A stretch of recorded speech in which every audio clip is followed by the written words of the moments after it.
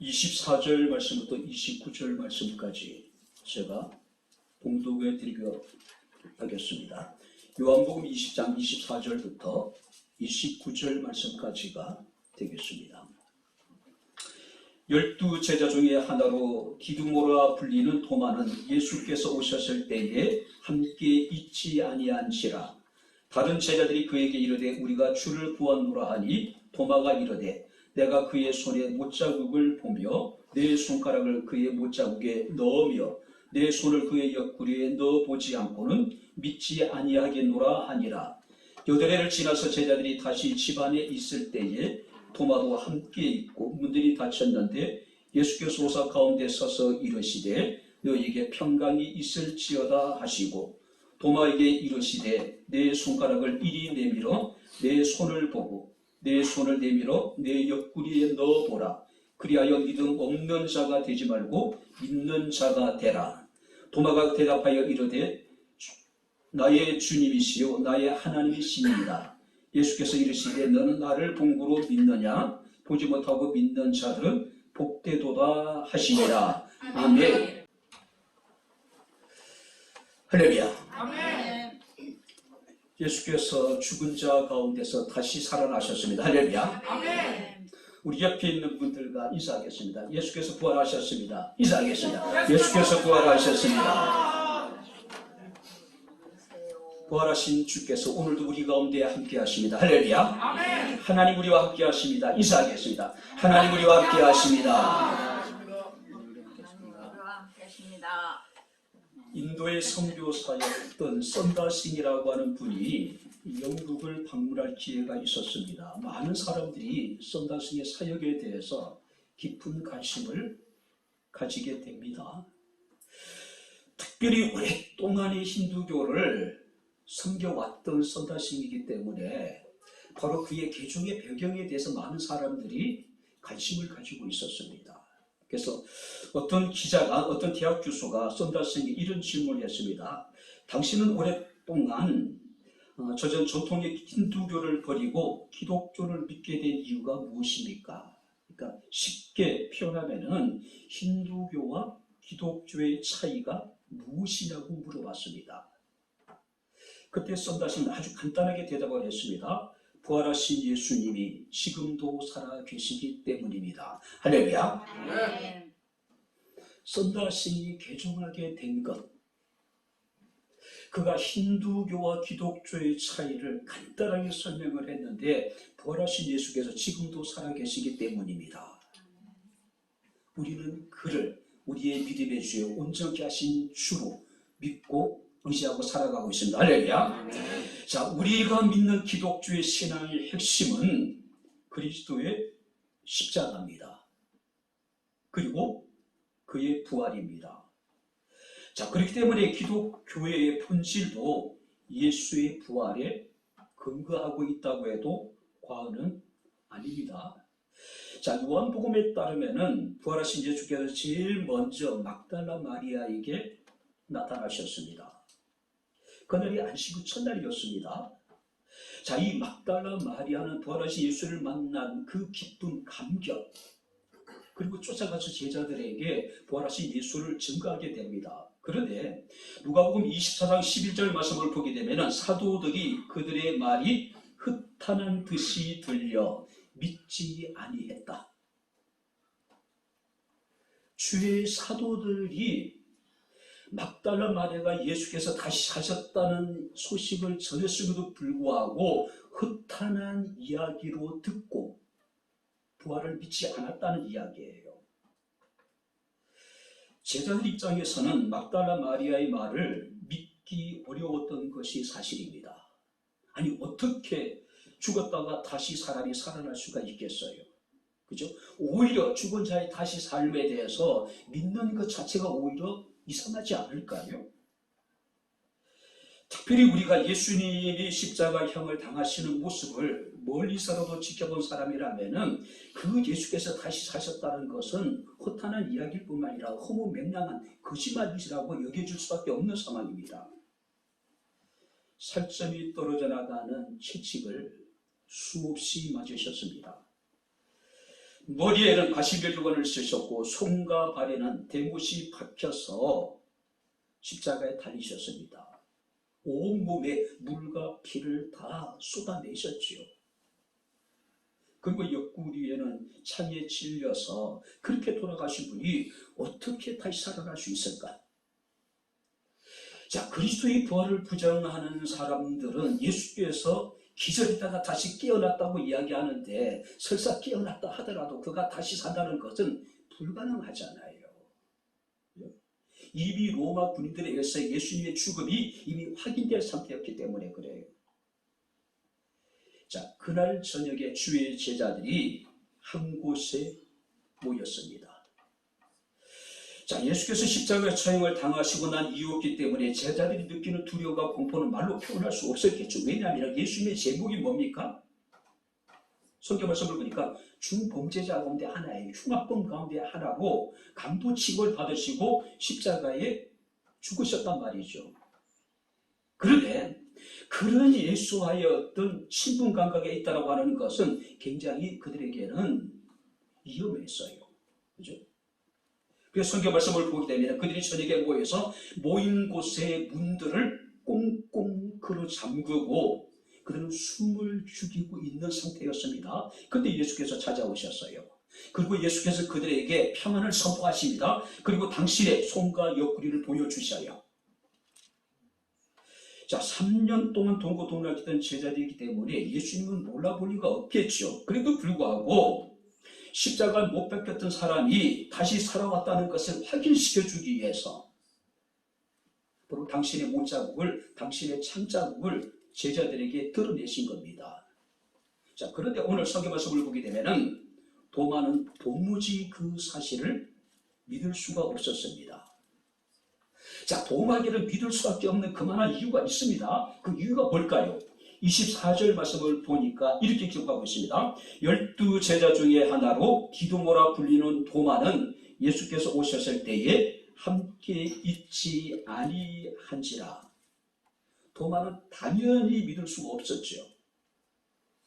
흔히 많은 사람들이 이러기를 도마는 의심이 많은 사람이기 때문에 그런 것이라고 우리가 치부하는데 그것은 아닙니다. 예수께서 제자들에게 나타나셨을 때에 그 자리에 도마는 없었기 때문에 자신의 눈으로 부활하신 예수를 목격하지 못했기 때문에 믿을 수 없었다는 거죠. 그런 측면에 봐서는요, 우리가 도마를 의심 많은 도마라고 우리가 부르고 있는데 도마 기사님 굉장히 억울할 것 같아요. 그렇지 않습니까? 그 자리에 없었기 때문에 믿을 수 없었습니다. 오늘 여러분들이 누구라도 그런 상황이라면은 예수의 부활을 믿을 수 없는 상황이었단 말이에요. 아까 제가 말씀드렸지만 누가복음 24장 11절에 막달라 마리아가 제자들에게 예수의 부활을 증거했을 때에 주의 제자들이 모두가 다 막달라 마리아 이야기를 흩하는 이야기로 치부해버렸잖아요. 그렇죠? 더 심각한 것이 있습니다. 마태복음 28장 16절, 17절 말씀을 보게 되면 어떤 이야기가 기록되냐면은 예수께서 승천하시기 바로 직전에 당신의 제자들을 불러 모으시고 그들에게 지상 명령을 내리게 됩니다. 자, 그런데 성경에 이렇게 기록하고 있습니다. 11 제자가 예수께서 지시한 산에 이르러, 그러니까 예수께서 그들을 소집을 하신 거예요. 어떤 특정한 곳으로. 그들이 예수를 배웠고 경배하나, 한번 따라보시기 바랍니다. 아직도 의심하는 자들이 있더라. 이미 예수께서는 여러 차례에 걸쳐서 당신 자신을 제자들에게 나타내셨단 말이에요. 그리고 승천하시기 전에 그들에게 대지상 명령을 내리기를 내리시는데 그 자리에 제자들이 예수께 엎드려서 경배했지만은 아직도 믿지 않는 자들이 있었더라. 11 제자 가운데 믿지 않는 자들이라고 표현한 것을 볼 때에 누군지 모르지만은 그들 중에 몇 명은 아직까지도 예수를 믿지 못한 자가 있었다는 이야기예요. 경배했다라고 하는 것은 신에 대한 예배의 어떤 모습입니다. 자, 그런데 여기서 믿지 아니하는 자, 의심하는 자들이 있었다라고 이야기하는 것은 근본적인 불신이라기보다는 그 제자들의 연약한 믿음. 그러니까 아직까지 주님께서 기대하시는 충분한 믿음의 단계까지 그들이 이르지 않았다는 이야기예요. 근데 문제는 이미 그들은 예수님을 봤습니다. 예수님과 함께 했어요. 자, 그런 차원에서 본다면은 이 도마의 의심은 충분히 우리가 납득할 수 있지 않을까요? 그런 도마를 우리가 의심하는 도마라고 우리가 이야기한다면은 굉장히 불공평하죠. 그죠? 자, 그런데 예수께서 제자들에게 나타나셨을 때에 도마는 그곳에 함께하지 않았다. 자, 여기에 우리가 한번 생각을 해봐야 돼요. 자, 제자들은 유대인들이 두려워서 모인 곳에 문을 꽁꽁 걸어 잠그고 있습니다. 숨을 죽이고 그들이 지금 숨어 있는 상황이에요. 왜 도마는 그곳에 없었을까? 분명히 의문이 드는 것은 사실이에요. 왜 그곳에 없었을까? 그 시간에 도마는 어디에서 무엇을 하고 있었을까? 그죠? 분명히 이것은 긍정적으로 해석을 하기보다는 아무래도 조금 우리가 부정적인 생각이 드는 것이 사실이에요. 제 개인적으로는요. 내가 이러다가 다른 제자들과 함께 유대인들에게 잡혀서 죽을 수 있다라고 하는 그런 두려움 때문에 그들과 일부러 거리감을 두지 않았을까? 그렇게 생각도 있을 것이고. 그죠? 뭐 있다가 잡히면 다 죽으니까. 자신의 어떤 은밀한 거처를, 은신처를 아마 이 도마가 찾았을 수도 있었을 것이고, 아니면 정말로 급하고 중요한 일이 있어서 잠시 제자들에게 떠나 있을 수도 있었을 것이고, 분명히 확실한 것은 도마는 그 자리에 있지 않았다고 하는 사실입니다. 자, 그러다가 도마가 제자들을 통해서 예수를 보았다. 예수께서 다시 사셨다는 이야기를 듣게 됩니다. 도마 입장에는 충격이죠. 그죠? 자, 그래서 우리가 25절 말씀을 보게 되면은 내가 그의 손에 못자국을 보며 내 손가락을 그 못자국에 넣으며 내 손을 그 옆구리에 넣어보지 않고는 믿지 아니하겠노라. 이 한 절 말씀 속에 도마는 내가 세 번이나 반복하고 있어요. 무슨 얘기입니까? 본인이 확인하지 않고는 절대로 나는 믿을 수 없다는 이야기예요. 당시의 재판정에는 증인 2명만 있으면 그 증언이 법적인 효력을 발휘합니다. 그런데 지금 예수의 다시 사심에 대해서, 예수의 부활에 대해서 10명의 이상의 증인들이 도마에게 증언을 하고 있음에도 불구하고 도마가 믿을 수 없었다는 이야기예요. 믿지 못하고 있다는 사실이에요. 우리는 이런 사람들을 전문적인 용어로 실증주의적 회의주의자라고 이야기합니다. 무슨 얘기입니까? 실험을 통해서 증명되지 않는 모든 것을 믿지 못하는 사람들. 그죠? 그러니까 보이는 것만 믿겠다는 거죠. 또 과학적인 실험을 통해서 확인된 것만 믿을 수 있다는 거죠. 여러분들이 그 누가 믿을 수 있는 거예요. 믿음은 보이지 않는 그들의 증거요.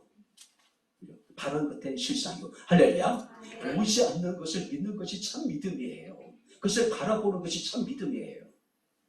다 여러분들이 확인되고 모든 사람들이 인정하는 걸 믿는 것, 그 믿음이 아니에요. 그 상식이에요. 당연한 겁니다. 자, 그렇다면 도마가 실질적으로 확인하고 싶었던 것, 그게 무엇일까요? 내가 그 손의 못자국을 보며 내 손가락을 그의 못자국에 넣으며 내 손을 그의 옆구리에 넣어봐야 되겠다. 자, 여기서 내 손가락을 그의 못자국에 넣는다는 이야기는요,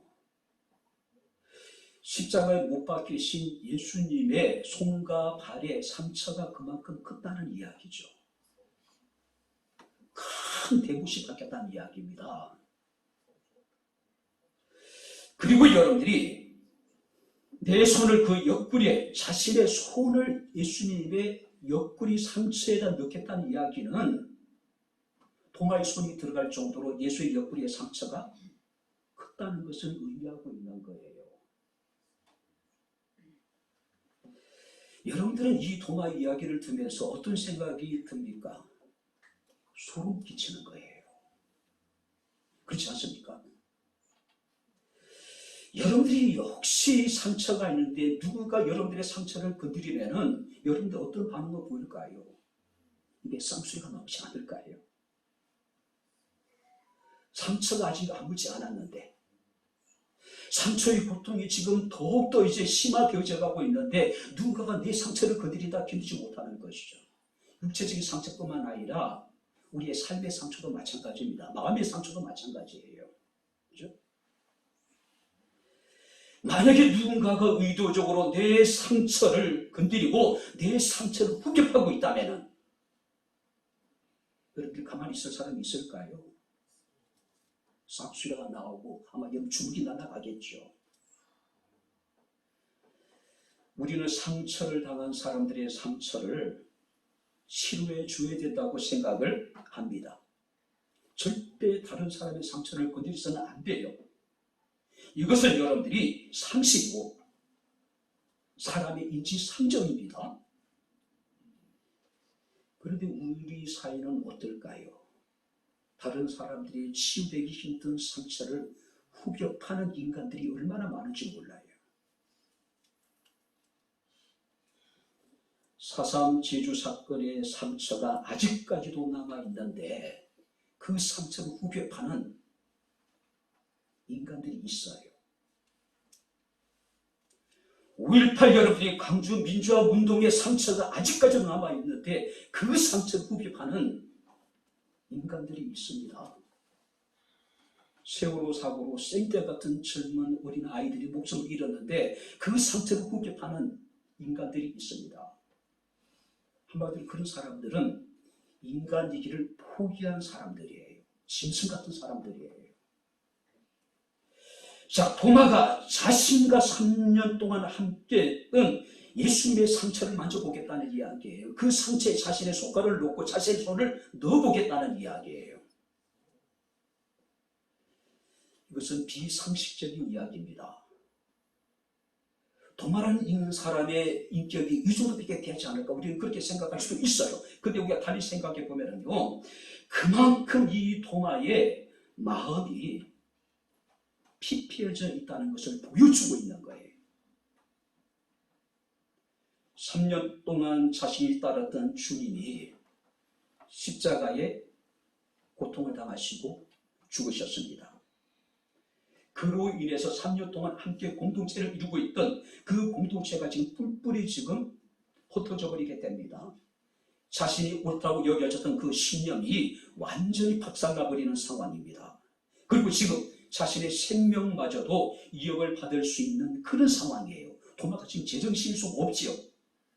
그죠? 자, 이런 상태였기 때문에 도마는 예수께서 다시 사셨다는 이야기를 듣고 그가 뭐라고 얘기합니까? 예수님의 상처를 직접 만져보기 전에 나는 믿을 수 없다고 이야기하고 있는 거예요. 조금만 우리가 도마라고 하는 인물을 다른 시선에서 보면은, 다른 각도에서 보면은 전혀 다르게 우리가 도마의 삶을 우리가 이해할 수가 있는 거예요. 자, 그렇다면은 이런 도마의 의심에 대해서 주님께서는 도마를 어떻게 다루고 계실까요? 26절 말씀을 보시기 바랍니다. 여드레를 지나서 제자들이 다시 집안에 있을 때 도마도 함께 있고 문들이 닫혔는데 예수께서 오사 가운데 서서 가라사대 너희에게 평강이 있을지어다 하시고, 그 다음에 27절 같이 읽겠습니다. 도마에게 이르시되 내 손가락을 이리 내밀어 내 손을 보고 내 손을 내밀어 내 옆구리에 넣어보라. 그리하여 믿음 없는 자가 되지 말고 믿는 자가 되라. 예수님은 8일 만에 다시 제자들을 찾으셨습니다. 그곳에 도마도 함께 했어요. 자, 주님께서는 그들에게 평강을 선포하십니다. 그리고 도마에게 다가가셨습니다. 자신의 손과 옆구리를 예수께서는 드러내셨어요. 그리고 도마에게 이르시기를 믿음이 없는 자가 되지 말고 믿는 자가 되라고 이야기합니다. NIV 영어 성경에서는요, 의심을 멈추고 그 다음 믿으라. 더 이상의 의심은 멈추고 이제는 믿으란 이야기예요. 자, 그렇다면 도마가 예수님의 상처를 만졌을까요? 성경에는 그 사실 여부에 대해서는 자세하게 이야기하지 않습니다. 많은 사람들은 도마가 예수의 상처를 보았지만 직접 만지지는 않았을 것이다. 또 어떤 사람들은 아니다, 실제적으로 만져보았을 것이라고 이야기를 합니다. 근데 우리의 추측이에요. 우리 생각일 뿐이에요. 상식적으로 생각해 보세요. 여러분들 같으면 여러분들의 그 부모님의 상처를 만질 수 있었을까요? 여러분들 같으면 여러분들이 사랑하는 자식들의 그 상처가 있다면 그 상처를 여러분들이 아무렇지도 않게 만질 수 있었을까요? 제 생각에는요, 정상적인 사고를 가진 사람이라면 그 상처 못 만지죠. 예수님이 8일 만에 제자들에게 당신 자신을 드러내시는 그 순간에, 예수님의 말씀을 듣는 그 순간에 이 도마는 무너져 버릴 거예요. 완전히 무너져 버렸을 거예요. 그죠? 아마 그때 그가 정신이 바짝 들었을 것입니다. 그래서 그는 고백하기를 28절에 나의 주님이시요 나의 하나님이시다라고 놀라운 고백을 하고 계신 모습을 우리가 보게 됩니다. 자, 그때 예수께서 도마에게 말씀하셨습니다. 29절을 우리 다시 한번 같이 읽겠습니다. 29절 다 같이 읽겠습니다. 예수께서 이르시되 너는 나를 본고로 믿느냐? 보지 못하고 믿는 자들은 복되도다 하시니라. 자신의 상처까지 예수께서는 드러내셨습니다. 상처는 사람들이 감추고 싶은 게 사람들의 생각이잖아요. 근데 일부러 드러내신 거예요. 왜 드러내실까요? 주님께서 말씀하십니다. 믿는 자가 되라. 믿는 자가 되라.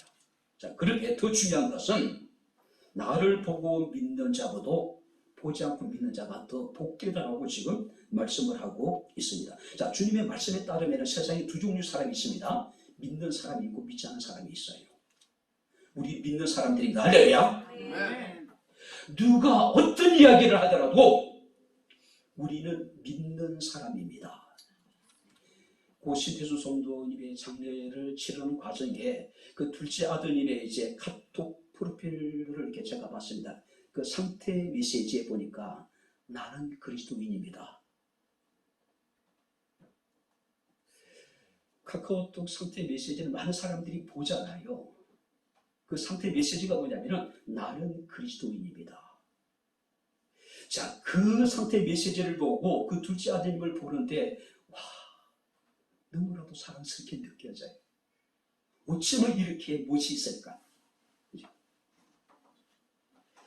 자, 그런데 중요한 것은요, 사람은 인간의 자유의지가 있기 때문에 믿을 수도 있고 안 믿을 수도 있습니다. 근데 중요한 것은 우리가 믿는다고 해서 믿지 않는다고 해서 예수님의 부활이 없었던 게 아닙니다. 내가 믿어준다고 해서 없었던 부활이 다시 생겨지는 것도 아닙니다. 내가 믿든 믿지 않든, 내가 인정을 하든 부정하든 예수님 부활하셨습니다. 할렐루야. 이것은 역사적인 사실이고 이것은 진리예요. 누구도 부인할 수 없는. 그죠? 실증주의자들이 예수의 부활이 확인되지 않았다. 근데 지금 역사에 그 수많은 증거들이 있는데 왜 그걸 못 믿을지 모르겠어요. 자신이 부정한다고, 자신이 믿지 않는다고 예수의 부활이 부정되는 게 아닙니다. 없었던 게 아니에요. 그들은 믿지 말라고 그랬어요. 그들이 믿지 않더라도 예수님 부활하셨습니다. 할렐루야.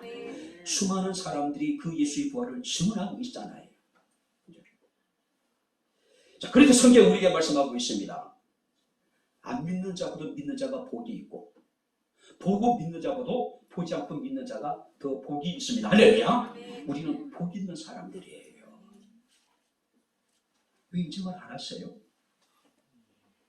사랑하는 성도 여러분, 우리는 복이 있는 사람들입니다. 할렐루야. 왜? 우리는 예수를 보지 못했지만 우리는 믿고 있잖아요. 우리는 볼 수가 없었잖아요. 예수님의 옷자국을 보거나 예수님 옷자국을 만질 수 있는 그런 기회도 우리는 없었잖아요. 그런 불구가 우리는 믿어요. 그런 우리가 복 있는 사람이에요.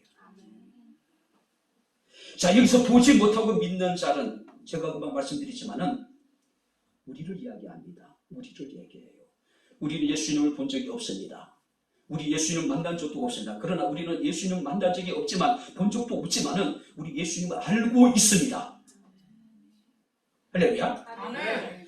예수님을 만나본 적은 없지만은 우리의 삶 속에서 우리는 예수님을 느낄 수 있습니다. 할렐루야. 아멘. 예수님을 만나본 적은 없지만 우리는 그분의 사랑을 추워도 의심하지 않습니다. 그리고 우리는 그분을 지금도 사랑합니다. 할렐루야. 우리가 복 있는 사람이에요. 이제 말씀을 마치도록 하겠습니다. 제가 몇 번 이야기를 들었던 내용인데 6.25 전쟁 때 수많은 이산 가족들이 등장을 하죠. 그때 한 부부가 전쟁통에 헤어지게 됩니다. 그리고 수십 년이 지나서 이 두 사람이 만나게 돼요.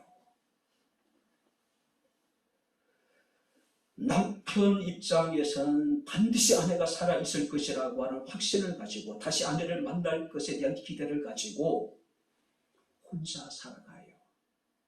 열심히 일을 합니다. 왜요? 사랑하는 아내 다시 만나서 다시 가정을 이루고 행복하게 살 꿈에 젖었어. 근데 아내는 남편이 전쟁통에 죽었다고 생각하고 새로운 가정을 이루게 됩니다. 두 사람의 극적인 상봉이 이루어지게 됩니다. 아내는 끊임없이 미안하다는 말만 되풀이하면서 하염없이 눈물만 흘려요.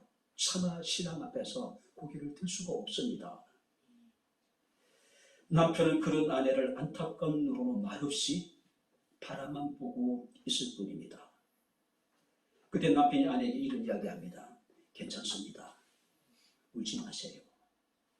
수십 년 동안 당신과 떨어져 지낸 동안 나는 당신을 보지 않고 사랑하는 법을 배웠습니다. 할렐루야. 보지 않고 사랑하는 법을 그리스도인들은 배워야 돼요. 주님께서는 그런 사람이 복 있다고 이야기를 합니다. 오늘 여러분 우리가 세 종류의 사람들이 있습니다. 보고도 안 믿는 사람들이 있어요. 그러니까 믿기를 거부한 사람들이 있죠. 어떤 사람들은 본 것만 믿는 사람들이 있어요. 실증주의자들입니다. 반면에 어떤 사람들은 보지 않고도 믿는 사람들이 있습니다. 주님을 볼 수는 없지만 주님을 우리가 만날 수는 없지만 우리는 믿음이 없는 자가 아니라 믿음이 있는 사람이 되어야 됩니다. 할렐루야. 보고 믿는 사람들이 아니라 보지 않고도 믿는 사람들이 되어야 된다는 이야기예요. 고린도전서 15장 20절에 그러나 이제 그리스도께서 죽은 자 가운데서 다시 살아나사 잠자는 자들의 첫 열매가 되셨나니 할렐루야. 우리는 부활을 믿는 사람들이죠. 그렇기 때문에 사도 바울은 고린도전서 15장 58절에 그러므로 내 사랑하는 형제들아 결실하여 흔들리지 말고 항상 주의 일에 더욱 힘쓰는 자들이 되라. 이는 너희 수고가 주 안에서 헛되지 않을 줄 알미라. 예수께서 부활의 첫 열매가 되셨습니다. 마지막 때 우리가 다시 그리스도와 함께 부활하게 될 거예요. 부활에 대한 소망을 갖고 더 나은 본향을 바라보고 하나님 마지막 때 우리를 예비하신 더 좋은 것을 기대하며 주를 위해 수고하되 많이 수고하고 십자가를 지고 자기 자신을 부인하며 부활하신 주님을 따를 수 있는 저와 여러분들의 삶이 될 수 있기를 주의 이름으로 축원합니다. 기도하겠습니다. 좋으신 아버지 하나님 은혜와 사랑을 진심으로 감사합니다. 볼 수 없지만 만날 수 없지만 우리는 주를 믿는 자 되게 하시되 보지 않고 믿게 하셔서 우리를 복되게 하심을 감사합니다. 우리의 평생에 우리가 그리스도의 부활의 증인 되게 하시고 우리 앞서가신 부활하신 예수의 뒤를 따를 수 있는 저희들의 삶이 되게 하옵소서. 더 좋은 부활을 사모하게 하시고 더 좋은 본향을 사모하게 하시고 하나님이 예비하신 더 좋은 것을 날마다 바라보며 이 땅에 우리의 삶을 살아가게 하옵소서. 예수님 이름으로 기도합나이다. 아멘. 이제는 우리 주 예수 그리스도의 은혜와 하나님의 크신 사랑과 성령님의 교통 교제의 제 충만 역사 인도하심이 2023년 부활주일을 맞이하여 부활하신 예수님을 찬양하며 감사함으로 부활절 감사 예배로 하나님께 영광을 돌린 주의 사랑하는 모든 성도들 머리머리 이에 저들의 가정과 직장과 사업장과 이 교회와 이 나라 이 민족 이에 지금부터 영원토록 함께 있을지어다.